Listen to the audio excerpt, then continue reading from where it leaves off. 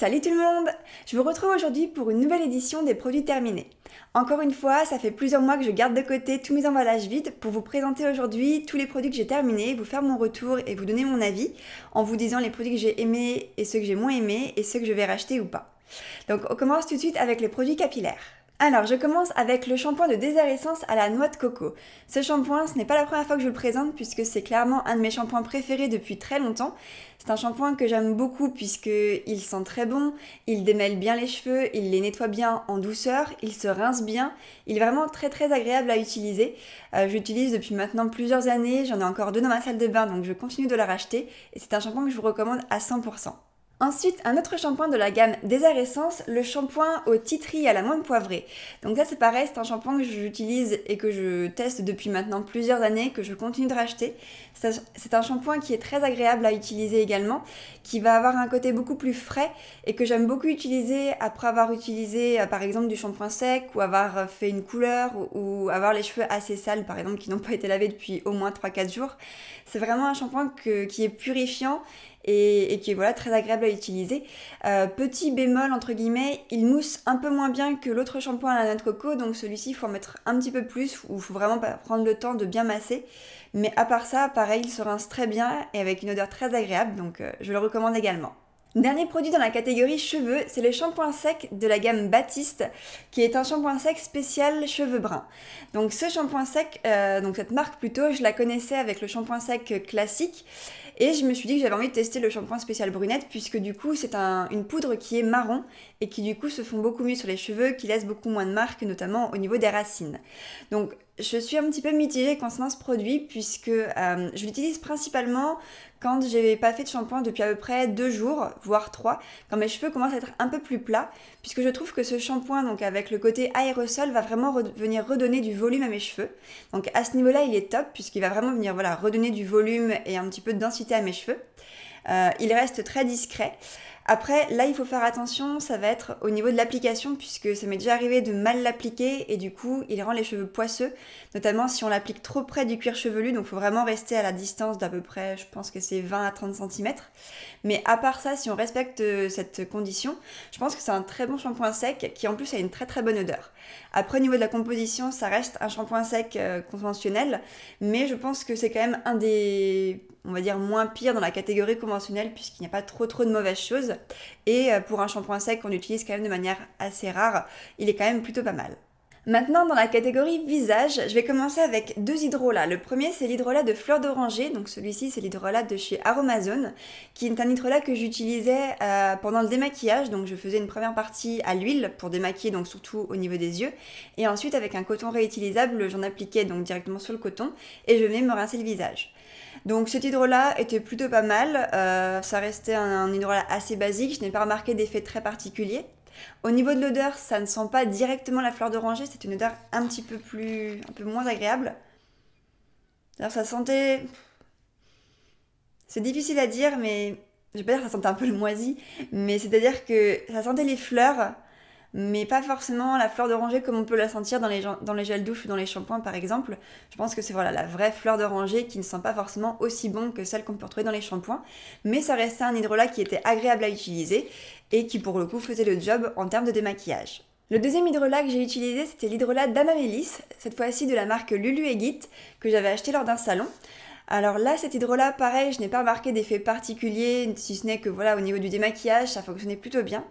En revanche, au niveau de l'odeur, c'était absolument horrible, puisque je ne sais pas si vous avez déjà senti un hydrolat d'Amamélis, mais ça a une odeur très particulière. Et c'était quand même plutôt dérangeant pour moi, même si je me suis un peu habituée à l'odeur. Et surtout pour mon copain qui ne pouvait absolument pas rentrer dans la salle de bain quand je l'utilisais, puisque ça sent en plus assez fort. Et ça n'a clairement pas une odeur agréable.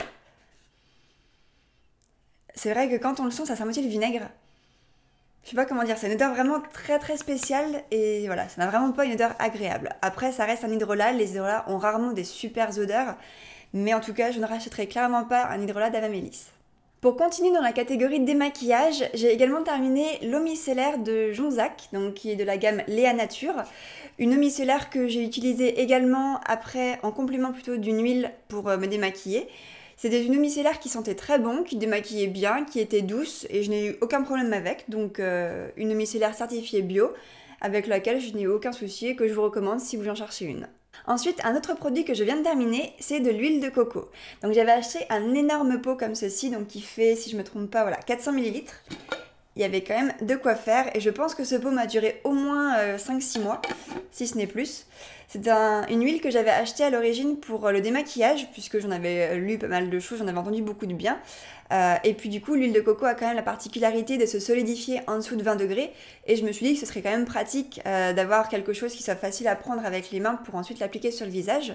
Mais j'étais un petit peu déçue de l'utilisation de l'huile de coco pour le démaquillage, puisque déjà le côté solidifié finalement n'est pas très pratique, puisqu'il faut vraiment beaucoup masser pour que l'huile fonde complètement sur le visage, le temps qu'elle se réchauffe au contact de la peau. Mais en plus de ça, je la trouvais pas forcément très pratique à rincer. Je trouvais qu'elle laissait quand même un film un petit peu gras. Et surtout en été, quand il a commencé à faire un peu plus chaud, il était beaucoup plus difficile du coup de la prendre puisqu'elle devenait presque complètement liquide. Donc voilà, pas forcément très agréable à utiliser. En plus de ça, je trouvais le côté attraper avec les doigts pas très hygiénique, puisque au bout d'un moment, du coup, il commence à y avoir des microbes qui peuvent s'accumuler dedans, surtout vu la taille du pot où on le garde du coup assez longtemps. Donc au final, j'ai fini par utiliser cette huile également en masque pour les cheveux, pour faire des bains d'huile. Du coup, là, il n'y avait aucun souci, c'était très pratique. Là, pour le coup, le côté huile un petit peu plus solide était très pratique aussi. Je pense que j'en rachèterai peut-être dans le futur. J'ai envie de tester aussi le côté cuisine, puisque l'huile de coco sert aussi pour la cuisine. Mais en tout cas, pour le démaquillage, je ne la rachèterai pas. Et pour ce qui est huile, pour les cheveux, pour des masques d'huile, pourquoi pas en complément peut-être de d'autres huiles. Une autre huile que j'ai terminée, c'est de l'huile d'amande douce, ici de chez Aromazone. Donc là, c'est une huile que j'avais achetée pour me faire une petite huile de nuit, puisque le soir, c'est vrai que j'alterne entre une crème de nuit et de l'aloe vera plus un mélange d'huile que j'ai faite. Donc le mélange d'huile contient, si je ne me trompe pas, de l'huile de carotte, de l'huile d'amande douce et de l'huile de jojoba. Donc qui est un mélange qui est assez agréable à utiliser, qui hydrate bien la peau. C'est une huile qui a une odeur très neutre et qui est très agréable à utiliser, assez douce et qui pénètre plutôt vite dans la peau, donc je continuerai à en racheter je pense. En complément de mon mélange d'huile que j'utilise le soir, j'ai également utilisé de l'aloe vera. Donc là, j'ai terminé le grand pot de chez Pure Aloe, qui est un pot de 250 ml, ou un pot plutôt à flacon. Alors là, j'ai été un petit peu mitigée, puisque du coup, cette aloe vera, j'en ai entendu beaucoup de bien, je le vois sur beaucoup de chaînes YouTube, sur différents blogs. De mon côté, j'ai été un petit peu surprise par 2-3 choses. La première, c'est la couleur et l'odeur. C'est vrai qu'avant, j'avais l'aloe vera de chez Aromazone, qui est un aloe vera qui est complètement transparent et qui n'a quasiment pas d'odeur. Là, c'est vrai que celui-ci était jaune-marron. Donc au début, je me suis dit, il y a un problème avec cet aloe vera. Je me suis un peu renseignée. Apparemment, c'est complètement normal d'avoir une différence de couleur. Ce qui me surprenait, c'était que voilà, il était tout neuf, il avait déjà cette couleur. Et en plus de ça, il avait une odeur assez forte. Donc du coup, j'étais un petit peu déçue par ce côté-là, puisque voilà, c'était pas un aloe vera très agréable à utiliser. En revanche, le flacon pompe était très pratique. Et puis du coup, je le conservais au frigo pour une meilleure conservation. C'est un aloe vera que je ne rachèterai pas, puisque du coup, j'étais un peu déçue par le côté odeur. Et il était aussi assez liquide. Donc du coup, pas forcément très pratique à utiliser. Là, je suis sur un autre aloe vera de la marque Lily of the Desert, qui est du coup un aloe vera pareil, complètement transparent, qui est beaucoup plus épais et qui n'a pas d'odeur. Donc je vais voir, j'alterne entre différents aloe vera, mais pour le coup celui-ci, je ne vais pas le racheter tout de suite en tout cas. Toujours dans la catégorie visage, j'ai terminé un nettoyant visage de la marque Biosecure. Donc ce nettoyant visage, ça doit être le 2e ou 3e flacon que j'ai. C'est un nettoyant que j'aime beaucoup, qui est très doux, il mousse bien, il n'assèche pas la peau. Un flacon pompe très agréable à utiliser, donc celui-ci, je pourrais le racheter. Là, pour l'instant, j'en ai encore d'autres. Mais voilà, c'est un nettoyant visage que je vous recommande. C'est quelque chose de doux et à un prix plutôt correct. Un autre produit que j'ai terminé, c'est le masque d'argile de la marque Cattier. Donc là, c'est un masque à l'argile rose qui était censé être pour les peaux sensibles. C'est un masque que j'utilisais dans la douche après avoir fait un nettoyage plus un gommage du visage en le laissant poser entre 5 et 10 minutes. Un masque qui avait une odeur très légère, qui était facile à utiliser et agréable, avec une texture très classique, mais qui pour le coup ne m'a fait aucun effet, c'est-à-dire que je l'utilise ou que je ne l'utilise pas, je n'ai vu absolument aucune différence. Donc j'en ai encore un autre tube, mais d'un autre argile pour la gamme peau sèche, que j'ai à terminer, mais je pense pas que je rachèterai des masques à l'argile de la marque Cattier, puisqu'en tout cas, ils ne m'ont fait aucun effet. J'ai également terminé un dentifrice de la marque Biosécure, donc c'est le dentifrice à la menthe qui est un dentifrice très classique que j'utilise depuis maintenant quelques mois voire même années. J'en suis très contente, j'en ai racheté plusieurs. En plus de ça, c'est un dentifrice qui est au fluor, donc c'est quand même assez rare dans les dentifrices bio d'avoir un dentifrice au fluor. Je le trouve vraiment pas mal, mon dentiste m'avait dit qu'il avait une très bonne composition, donc je continuerai à le racheter. Là j'en ai acheté d'autres pour en tester de nouveau, mais je pense que je reviendrai aussi à celui-ci à un moment ou à un autre, puisqu'il était vraiment très agréable et avec un goût très agréable également. Dernier produit dans la catégorie visage que j'ai terminé, c'est une CC crème de la marque Sobioéthique. Donc c'est une CC crème qui est bio et qui est donc 5 en 1 puisqu'elle corrige, nourrit, illumine, protège et a un SPF 10. Donc c'est une crème que j'ai utilisée pendant plus de 6 mois, j'en ai été très contente puisque c'est une très bonne crème, elle unifie le teint, elle a une légère couvrance, voire même légère à normale, donc très très bien pour ce que je recherchais. Quelques petits bémols toutefois, puisque le premier c'était au niveau de la teinte. Là j'avais la teinte, je crois qu'elle s'appelle Sable, qui est du coup une teinte légèrement trop orangée pour moi. Donc ça allait quand même pendant l'été puisque j'ai la peau un petit peu bronzée, mais c'est vrai que pour l'hiver c'est quand même un petit peu trop foncé. Deuxième bémol, c'est une crème qui est assez grasse, c'est-à-dire que quand on vient juste de l'appliquer, on va être très brillante. Donc de mon côté, je ne pouvais pas sortir sans la poudrer, puisque du coup c'est une crème qui est quand même contient de l'huile, même si ça reste une bonne huile puisqu'elle est très bien composée. Et dernier bémol, c'est une crème qui est assez épaisse. Donc du coup, j'ai dû appliquer cette crème à chaque fois à la main, puisque du coup avec les pinceaux c'était même pas la peine, et avec l'éponge encore moins. L'éponge absorbait beaucoup de produits, puis au final ça s'appliquait pas très très bien.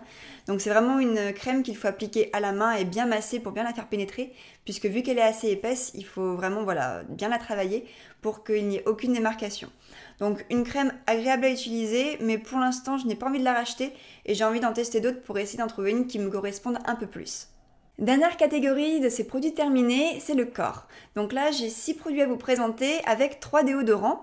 Le premier, c'est un déodorant de chez Biosécure, donc un déodorant sans alcool à l'aloe vera et sans sel d'aluminium. C'était un déodorant très correct, mais que j'ai trouvé un petit peu sec, puisque du coup, c'est un déodorant bille, donc du coup, un produit qui est à la base liquide. Et pourtant, je trouve que quand je l'appliquais, il séchait très vite.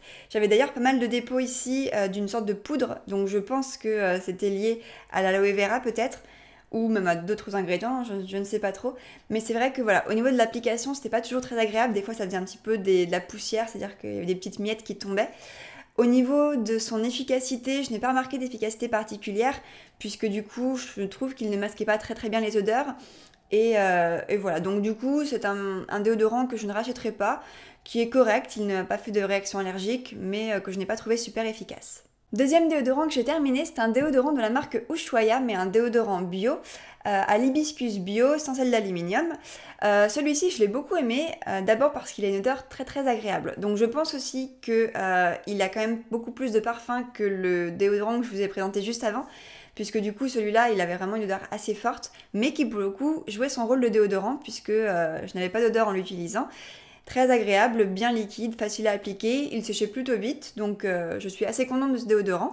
Pour l'instant je ne le rachèterai pas parce que je suis en train d'en tester d'autres, mais s'il fallait y revenir, ça ne me dérangerait pas. Enfin, dernier déodorant, c'est le déodorant de chez Lavera. Donc c'est un déodorant roll-on qui s'appelle Basis Sensitive, au calendula bio et à l'aloe vera.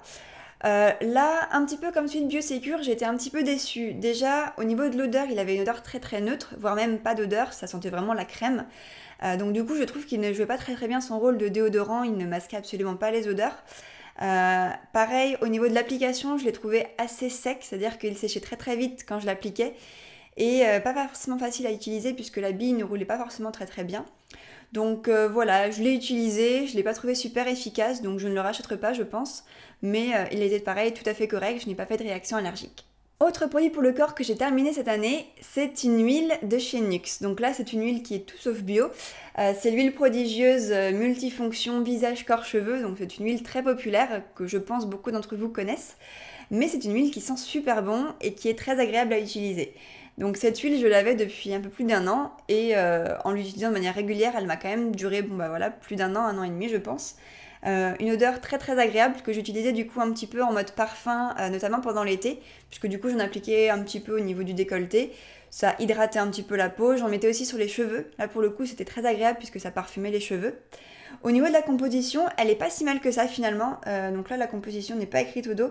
Mais j'avais regardé un petit peu sur internet et finalement même si ce n'est pas une marque bio et que voilà, elle n'est pas si mal composée que ça. Je n'avais pas l'impression que c'était de l'huile minérale. C'est d'ailleurs écrit aux huiles végétales précieuses. Donc du coup, c'est vrai que voilà, je trouve qu'elle était plutôt pas mal. Je pense d'ailleurs que je me renseignerai un petit peu sur la composition et si vraiment je la trouve correcte, je pense que je rachèterai ce produit puisque voilà, il sentait très très bon et très agréable à utiliser, surtout pendant l'été.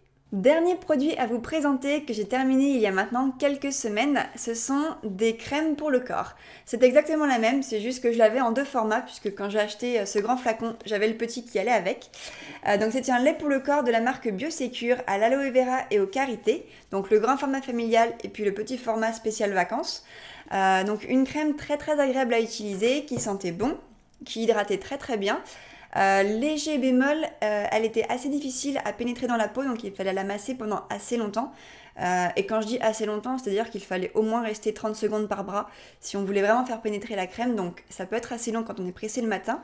Mais après, c'est une crème qui avait une odeur très agréable et qui hydratait très bien la peau. Donc peut-être que je la rachèterai pour l'hiver par exemple, quand j'ai besoin d'une hydratation un petit peu plus forte. Pour l'instant, j'ai encore du stock dans d'autres crèmes ou laits corporels. Mais c'est une crème que je recommande tout à fait. Donc voilà, j'ai fini mes produits terminés. J'espère que cette vidéo vous a plu et vous a permis de découvrir un petit peu quelques produits, peut-être vous convaincre ou pas d'acheter certains produits ou certaines marques. En tout cas, moi je vous invite à vous abonner pour d'autres vidéos et je vous dis à très bientôt pour la prochaine. Bye!